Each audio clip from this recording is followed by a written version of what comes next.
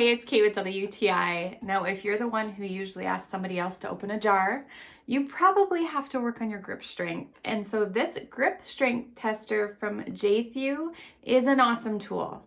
It's really easy to use. You just adjust the handle for your hand size, you squeeze as hard as you possibly can, and it will show you what your grip strength is. We use our grip strength every single day. If you're training, if you do sports, you play instruments, you open jars, all of those things come down to your grip strength.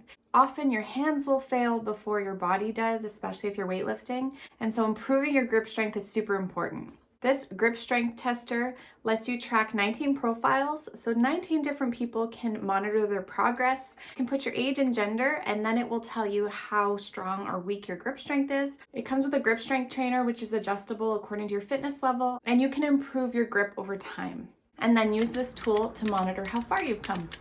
I love that it has a really big display, really easy to program. It tracks up to 400 pounds of pressure, which if you're doing that, I mean, kudos to you. I don't even know if that's possible, but it's a really handy tool to have.